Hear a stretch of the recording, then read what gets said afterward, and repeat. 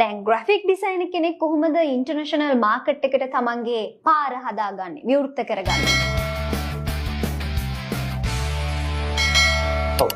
එතකොට අපිට ඒක කරන්න පුළුවන් දෙයක් තමයි අපිම කියලා පෝර්ට්ෆෝලියෝ එකක් හදාගන්න එක. ගොඩක් දෙනෙක් අතර ප්‍රසිද්ධ සයිට් එකක් තමයි LinkedIn කියලා කියන්නේ. ඉතින් මේක ගොඩක් ෆේමස් වෙබ්සයිට් එකක්. ඉතින් තමාගේ තියෙන හැකියාව දක්ෂතාවෙන් අපිට පුළුවන් මේ වෙබ්සයිට් එක හරහා අනිත් අතට ෂෙයා කරන්න.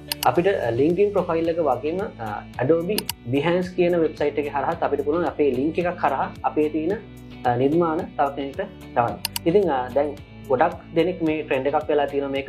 ඉතින් මෙතනදී ඔයාගේ තියෙන ස්කිල්ස්, ඔයාගේ තියෙන නිර්මාණ සාම්පල්ස් ඔයාට ඒ වෙබ්සයිට් එක හරහා තව කෙනෙක්ට පෙන්නලා ඔයාට පුළුවන් ඔයාගේ තියෙන හැකියාව එහෙම නැත්නම් ඔයාටත් මේ දේවල් කරන්න පුළුවන් කියලා ඔයාව ඒ නිර්මාණ අතරට අරගෙන යනවා. ෆ්‍රීලාන්සින් වගේ කරන්නේ. ෆ්‍රීලාන්සින් වගේ උදාහරණයක් ගත්තොත් එම Upworks, Fiverr, Freelancer වගේ ගොඩක් හොඳ වෙබ්සයිට් තියෙනවා.